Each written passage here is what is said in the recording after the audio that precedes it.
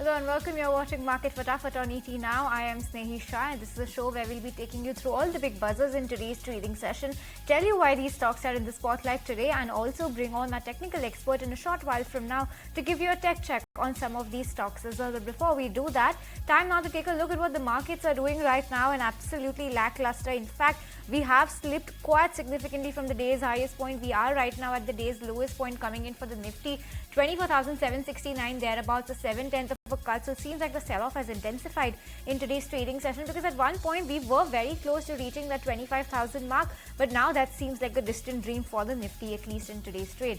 In for Sensex, similar cuts coming in, 0.7% lower is where the Sensex is trading at as well. Let's take a look at what the India VIX is up to. Once again in the green from the red that we saw at the midday mark of the trading day. Now that we're ending the day, almost coming towards the end of the day, you have Nifty India VIX that has spiked up at the day's highest point, a 1.2% uptick coming in on India VIX as well. Nifty Bank in tandem with the benchmarks, 0.8% lower is where Nifty Bank is at as well. Let's take a look at what the broader markets are up to, because you did have the small cap index that had inched towards the green. A 0.2% uptick is what we had seen earlier. That has erased all of its gains and now deeply in the red. A 0.4% cut coming in on the small cap index, and similarly let's also see what the mid cap space is up to, and mid cap also 0.9%, almost a percent cut coming in on the Nifty mid cap space, are not looking good at all for the market breadth. The likes of Coal India, ONGC, BEL, Tata Steel, Dr. Reddy's, Hindalco, they are managing to hold on to some shade of green. On the flip side, the selling has intensified for Eternal, erstwhile Zomato, a 3.5% cut coming in on that stock even today. Remember, the stock had a 3.5% cut yesterday as well. 230 thereabouts for Eternal, Hero Moto, Bajaj Auto, Shriram Finance, Eicher Motors, Maruti Suzuki, M&M and Cipla. Top losers from the Nifty 50 index. Advanced decline ratio continues to be in the favor of the declines, with now more stocks slipping towards the declines. Sectorally, you have the metal index, that's the only index in the green, that also very nominally. In fact, it could tip over to the red. It has tipped over to the red now at the flat line. With this, all your sectors are trading in the red right now. Nifty metal is the least losing sector. Nifty auto is leading the cuts. A 1.5% cut coming in on Nifty Auto, and there are names like Hero, Bajaj, Maruti, Eicher, TVS Motors, M&M and Exide. All of them are losing in today's trade. This followed by Nifty FMCG, Pharma, Bank, Media, Realty, PSU Banks, IT and Energy.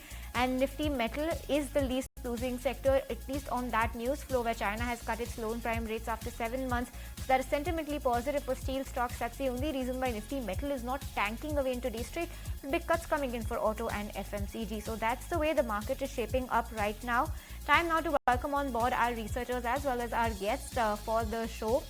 Today we have Osho Krishan, Senior Analyst, Technical and Derivative Research from Angel One on the technicals, and we have Ansh from our in-house research team who's joining us to help us understand which stocks are in focus today.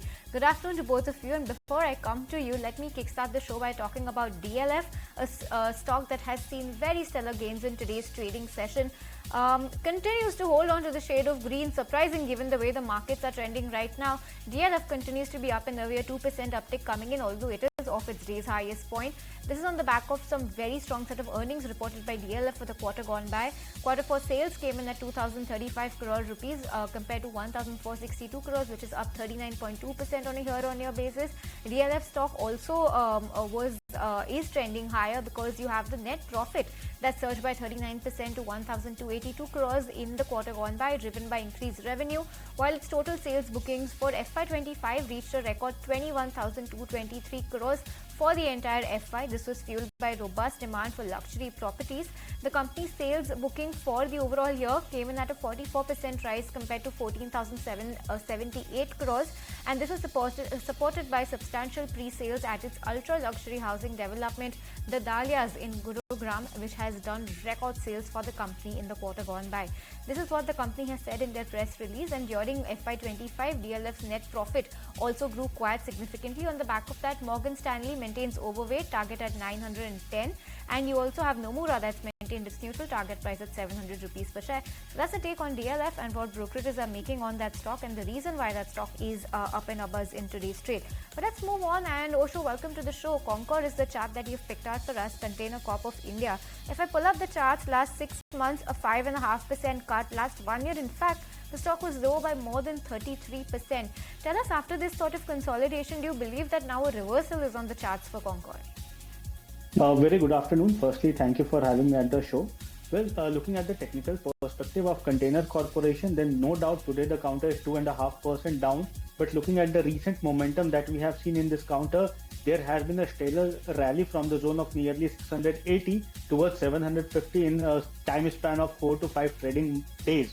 So I'm expecting that now the counter is on the verge of giving a counter trend or trend reversal after a very long prolonged period. But overall, one needs to keep patience with this counter because this is the first signal of having a trend reversal in this counter, and I'm expecting that once it breaches the zone of sustained above the zone of 730 735 on a sustainable basis, then we can see gradual upside movement in the counter in the coming period. While on the lower end, 680 to 690 is supposed to act as a very strong support zone, and on the higher end, the time it surpasses the zone of 775, which is the 200 exponential moving average, then we can see significant upside movement in the coming period for container. So spotting it, those are the key levels to watch out for. But Ansh, coming to you, NLC India is a stock that you've picked out for us. Good set of earnings, I'm assuming, because the stock is holding up pretty smartly today.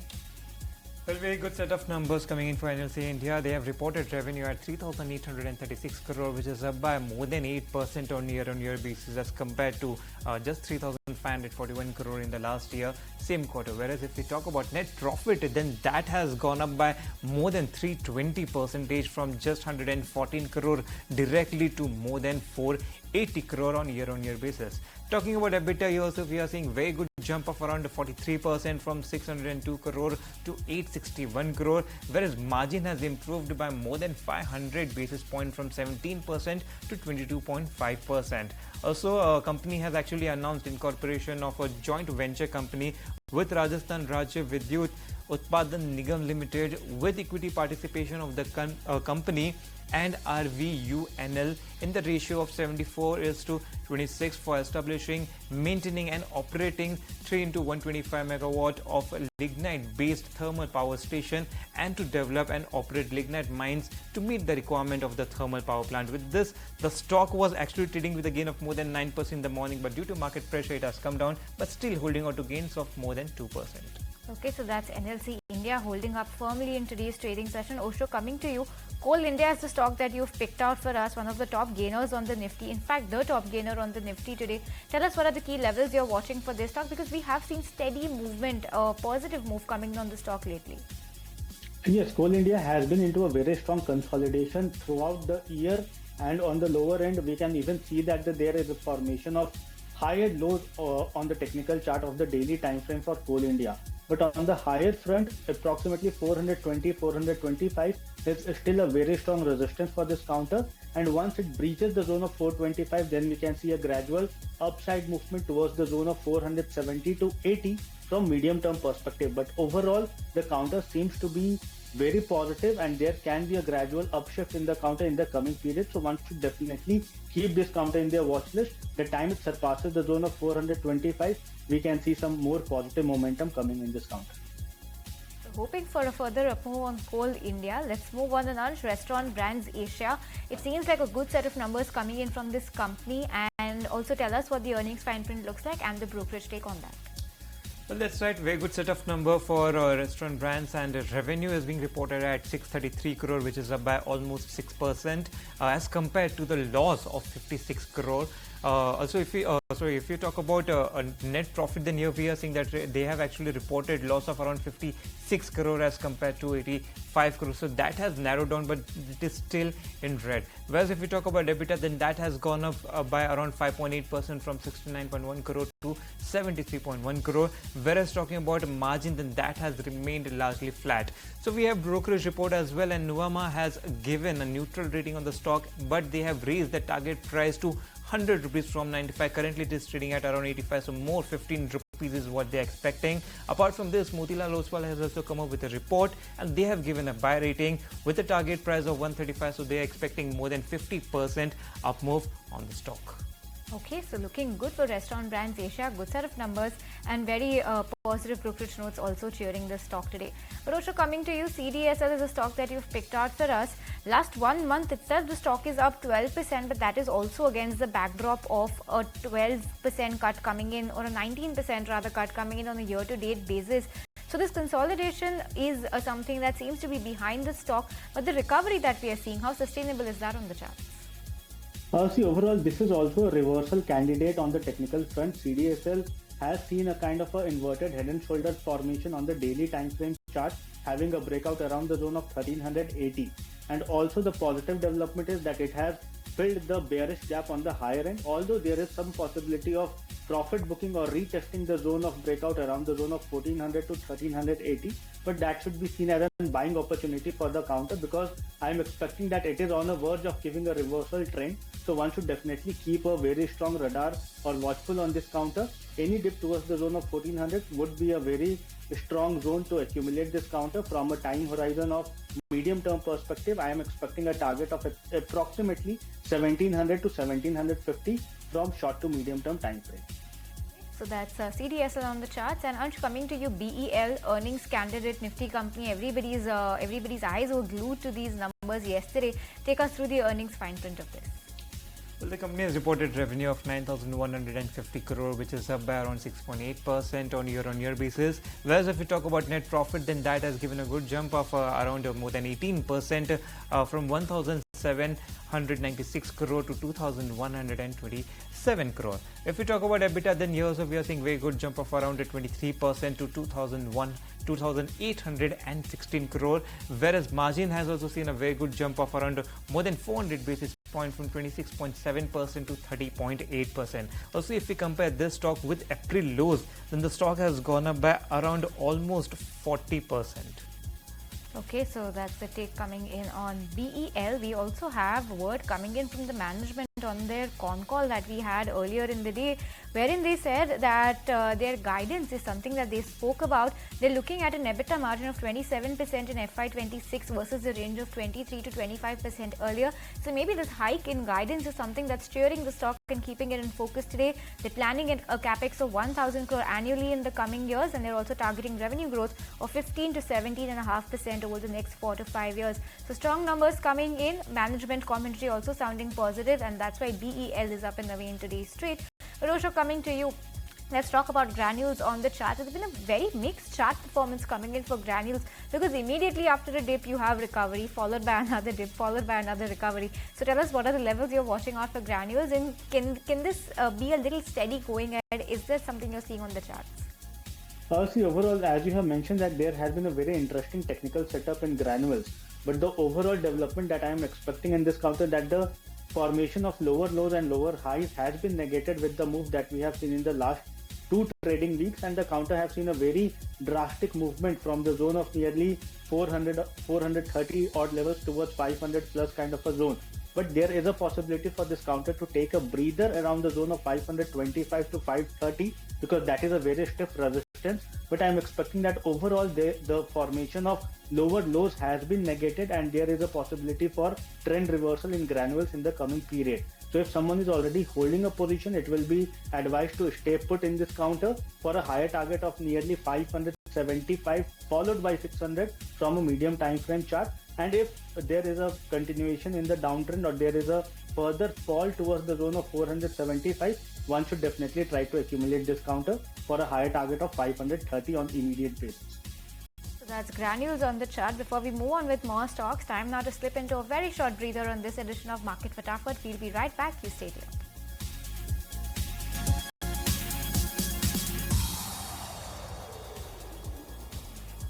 Hi there, welcome back to Market Fatafat. Let's keep it going with all the big buzzers in today's trade. While we were highlighting some earnings candidates, next in that list is Karur Vyasya Bank, because good set of numbers coming in from this bank as well. If you take a look at their earnings fine print, interest income has come in at 2,516 crores compared to 2,187 crores, which is an uptick of 15% on a year-on-year basis. If you take a look at the net interest income, that has come in at 1,089 crores compared to 998 crores, up 9.2% year-on-year. On the net profit front, also a healthy growth of 12.6% coming in, because this time the number has come in at 503.4 crores compared to 456 crores this time last year. If you take a look at the provisions, slightly concerning on this front, because provisions have gone up on a sequential basis at 161 crores compared to 147.5 crores this time last year. But on the flip side, asset quality is improving and looks promising because GNPA has come in at 0.76 compared to 0.83%. That's improved 7 bits. Net NPA has also improved 20 bits at 0.2 compared to 0.4% on a sequential basis. So all in all, good set of numbers coming in for Karur Vyasya Bank.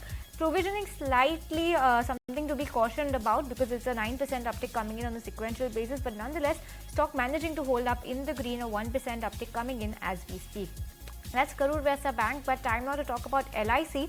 Osho, you've picked out LIC for us on the charts. When I pull up these charts, year to date, the stock is almost flattish, a 5.5% cut coming in on the stock. Last 1 month, 5 days, it's been single-digit moves coming in for the stock, so it's not done all that much. What's your outlook on LIC? See, again, this counter has also seen a kind of a reversal, and it is on the verge of giving a breakout on the technical front from a broader term time frame perspective. But in the recent period, the traction that this counter has gained from specifically from the zone of 800 towards 855, that has been backed by decent volume, and I'm expecting that there is a possibility of retesting the breakout zone on the short-term time frame, that is of 820 to 810 kind of a zone. But from there onwards, we can see some kind of again momentum coming back in the counter. So overall, this counter again is a reversal candidate, and one should definitely keep a track on this counter. On the higher end, I'm expecting the next potential target to be around the zone of 900, followed by 945 from short to medium term perspective. Okay, so that's LIC. Ansh, we'll come to you. PI Industries is a stock that you've picked out for us. Give us a sense on what the quarter for this company has looked like. The number doesn't seem good at all because we are seeing that if you talk about revenue, then that has actually gone down by around 6% from 1,900 crore directly to below 1,800 crore. Whereas if we talk about net profit, then that has also gone down by more than 11% from 372 crore directly to 330 crore. Talking about EBITDA here, so we are seeing a downtick of around 11% sequentially from 512 crore to 455 crore. Margin has also gone down by around more than 140 basis points from 26.9% to 25.5%. Also, if you see on chart, then the stock was trading with a cut of around 1.5%, but it has recovered a bit, but still it is trading with a loss of around 0.5%. Okay, so those are the numbers coming in for that counter, but let's address the flashes on the bottom of your screen. We have numbers coming in from Nifty 50 major Hindalco, and so far we have the first cut coming in on a standalone year-on-year basis. Revenue has come in at 25,116 crores compared to 22,140 crores, which is an uptick of 13.5% on a year-on-year basis. We at ET now were penciling in this number to come in at 24,396, so looks like a very good beat coming in, at least on the revenue front. Net profit has come in at 1,561 crores compared to 1,412 crores, up 10.5% on a year-on-year basis. Now, we were expecting this number to come around 1,841. It's coming at 1,561, a miss on the net profit front on the first cut is what I would say. EBITDA has come in at very close to 3,000 crores compared to 2,220 crores, up 35%. We were expecting 2,770, so beat on the EBITDA front as well. EBITDA margins have gone up quite significantly at 11.9% compared to 10% on a year-on-year basis. We were expecting EBITDA margin at 11.4. It's come in at 11.9, a beat on the EBITDA margin front as well. So only the net profit seems a little bit lackluster and miss compared to the street estimates. Otherwise, revenue, EBITDA and EBITDA margin, they all seem like a clear beat. Let's pull up the chart of Hindalco and see if the stock price is also reflecting this move coming in on what we are seeing on the basis of earnings. Hindalco 0.5% higher right now. We did see a sharp spike come in when the earnings came out. That has fallen once again. So we'll try and connect with an expert to understand what Hindalco's first cut looks like. But basis of this, we understand that PAT seems to be a miss, but revenue, EBITDA and EBITDA margins seem to be good. They've also approved the acquisition of 100% equity stake in EMMRL, which is a wholly owned subsidiary of SL Mining and Industrial Limited.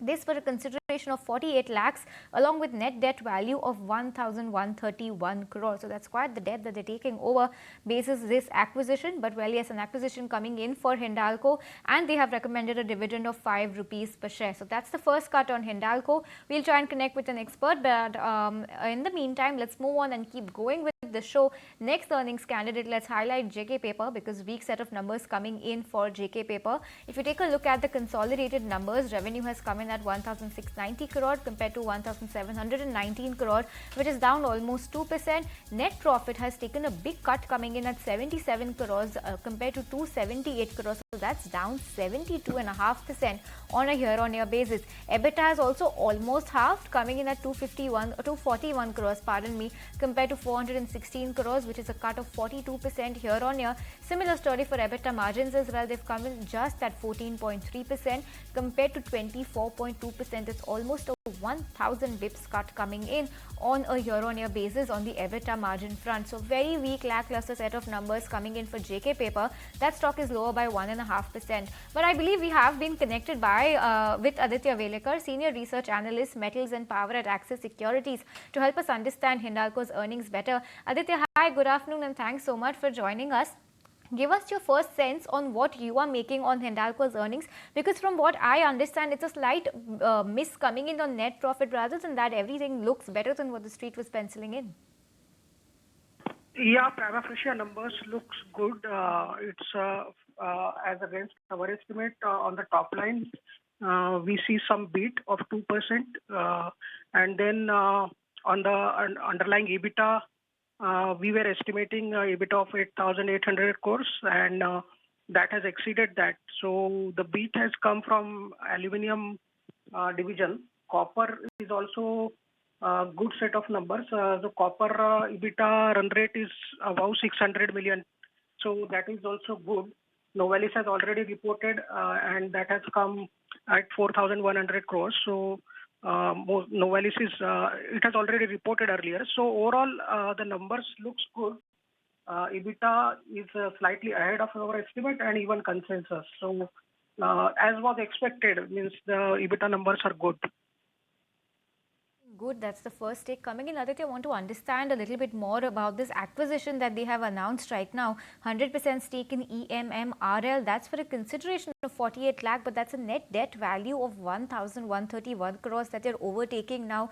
Give us a sense of how this is going to reflect on the overall debt book. How big is this debt to take over, or is it in terms of significance, how important it is?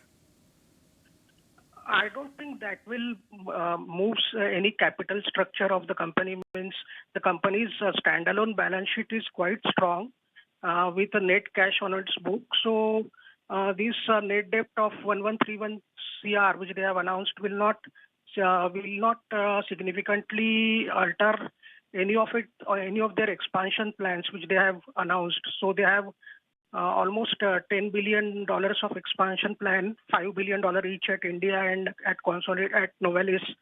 And they have their net debt to EBITDA ratios defined for Novelis, India standalone and consolidated. So I guess this acquisition is within that line only.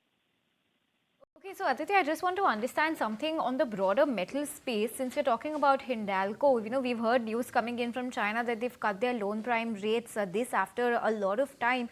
Give us a sense of how this is going to be sentimentally positive, if at all, for the entire Indian metal space. Yes, so the rate cuts, definitely those are sentimentally positive for the commodities complex in general. But at the same time, that indicates that China is looking to stimulate their economy and their domestic steel consumption specifically and metal consumption in general. That is slightly weak, because if you see the steel exports coming out of China in the month of April, that has also exceeded 10 million tons. And the steel production in China is not declining significantly. So in the first in the first 3 months, the steel production is still strong. So overall, the sense is that the domestic consumption is China has to pick up. Until and unless that, there will be some risk of the metal to spill over, and the prices will be under check, especially for steel. For non-ferrous metals like aluminium, the prices are in the range of $2,400 per ton currently, which is a decent set of prices. And aluminium prices will be supported because of the 45 million ton cap on Chinese smelters. So overall, our view is on the metals is that both steel and Aluminium prices, they will be range bound, and steel prices will found support because of this 12% safeguard duty. So there is no significant downside risk, but upside to these prices, both for steel and aluminium, will depend upon consumption pickup domestically within China, and that is what is a key monitorable going forward. Yeah, appreciate you joining us and giving us a better sense on Hindalco's quarter four numbers as well as the overall metal space. On that note, we'll let you go. But shifting focus to an exclusive, we understand from sources that the oil ministry believes the conditions are conducive enough for a fuel price cut in the forefront. OMC gains from petrol and diesel sales have spiked significantly. Let's go across to Prakash, who has exclusive details on this one. Prakash, what are you picking up? Yes, there's growing clamor for reduction in petrol diesel prices, considering various factors into account. We're learning from our sources that the OMC's profits from the sale of petrol and diesel have increased further. In fact, they are making profit of rupees 10 to 11 per litre on petrol and rupees 7 to 8 per litre on diesel. A very significant development coming in. In addition to that, OMC's losses on domestic LPG have reduced significantly over the last 2 months. In fact, their losses on domestic LPG have reduced to rupees 150 per cylinder from rupees 260 per cylinder. And therefore, OMCs are now making an overall profit considering gains from petrol and diesel sales. Along with that, sources are also indicating the government is likely to compensate oil marketing companies for their previous losses on LPG. In fact, they have already increased excise duty on by rupees 2 per litre on petrol and diesel to compensate these companies. Along with that, oil ministry believes that the conditions are favorable for reduction in petrol diesel prices. In fact, it is expected that the crude prices will remain range bound, and therefore conditions are very favorable. But any decision with regard to reduction in petrol diesel prices will be taken considering all factors into account. Okay, Prakash, thanks so much for taking us through all of those details. But on that note, we'll wrap it up on this edition of Market Fatafat. Thanks so much for tuning in. Closing trades is up next.